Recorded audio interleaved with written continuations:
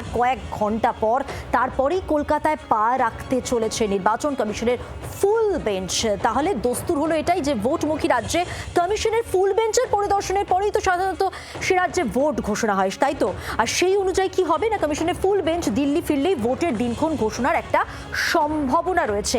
আর এই পরিস্থিতিতে সকলেরই নজর ঘড়ির দিকে। এসআইআর প্রক্রিয়া কি ওই সময়ের মধ্যে শেষ করা যাবে? এখনো কিন্তু অনেক কিছু বাকি রয়েছে এই এসআইআর প্রক্রিয়ার। রাজ্যের সিইও মনোজ আগরওয়াল কি ইঙ্গিত করেছেন? তিনি আবার বলছেন ভোট হবে যথাসময়ে।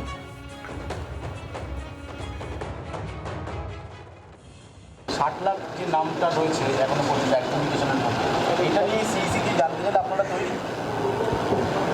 এটা অ্যাডমিনিস্ট্রেশন তো চলছে, উনি তো জানেন, দৈনিক খবর আছে ওনার কাছে। আমার থেকে কি খবর নেবেন? ওনার কাছে দৈনিক খবর আছে।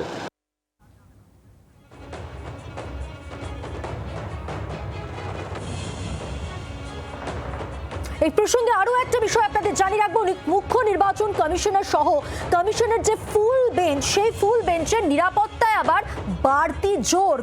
আজ আমরা জানি শহরে আসছে কমিশনের ফুল বেঞ্চ। রাজ্য পুলিশের নিরাপত্তার পাশাপাশি personal security officer, inner security cordon এবং কেন্দ্রীয় বাহিনীর অ্যাডিশনাল স্কোয়াড ভেহিকেল দেওয়ার নির্দেশ দেওয়া হয়েছে। এই নির্দেশ সম্পর্কে আরো জানবো, সরাসরি রয়েছেন প্রতিনিধি পিয়ালি মিত্র। পিয়ালি, কি খবর রয়েছে?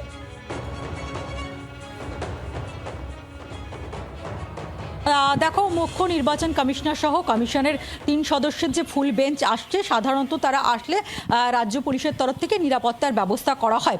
কিন্তু এবার রাজ্য নির্বাচন কমিশনের দপ্তর থেকে অ্যাডিশনাল সিও তাদের নিরাপত্তার বাড়তি জোর দিয়ে রাজ্য পুলিশের ডিজি এবং ডাইরেক্টর সিকিউরিটিকে আজকে দুপুরের দিকে চিঠি দেন এবং সেখানে তাদের অতিরিক্ত নিরাপত্তা ব্যবস্থা করার নির্দেশ দেওয়া হয়েছে। সেখানে যেটা বলা হয়েছে যে তাদেরকে কেন্দ্রীয় বাহিনীর পার্সোনাল সিকিউরিটি অফিসার দিতে হবে, তার পাশাপাশি ইনার সিকিউরিটি কর্ডন, অর্থাৎ যাতে এই মুখ্য নির্বাচন কমিশনার জ্ঞানেশ কুমার, তার সঙ্গে আরও 2 জন নির্বাচন কমিশনার যারা রয়েছেন, তাদের প্রত্যেকে যে ইনার সিকিউরিটি কর্ডন সেটা দিতে হবে, যাতে কোনোভাবে তাদের ক্লোজ প্রক্সিমিটিতে কেউ না ঢুকেতে পড়তে পারে।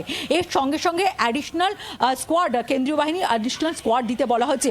মূলত যেটা মনে করা হচ্ছে, তুমি জানো যে এসআইআর এর আবহে এসআইআর নিয়ে রাজ্য সরকারের সঙ্গে একটা সংঘাতের পরিবেশ চলছে। বিভিন্ন সময় তৃণমূল কংগ্রেসের একাধিক নেতা তারা জ্ঞানেশ কুমারকে আক্রমণ করছে। কয়েকদিন আগেই আমরা দেখেছিলাম যে কল্যাণ বন্দ্যোপাধ্যায় তিনি ধর্ণা মঞ্চের থেকে তিনি জ্ঞানেশ কুমারের আঙ্গুল উপড়ে নেওয়ার কথা বক্তব্য রেখেছিলেন।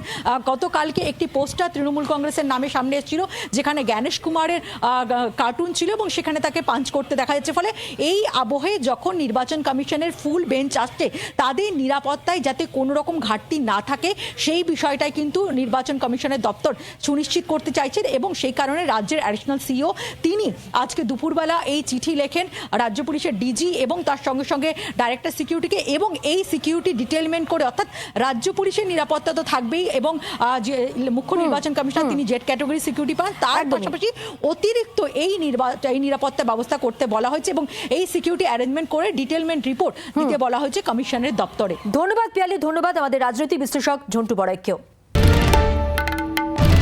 বাংলার আওয়াজ, বাঙালির আবেগ, জি 24 ঘন্টা।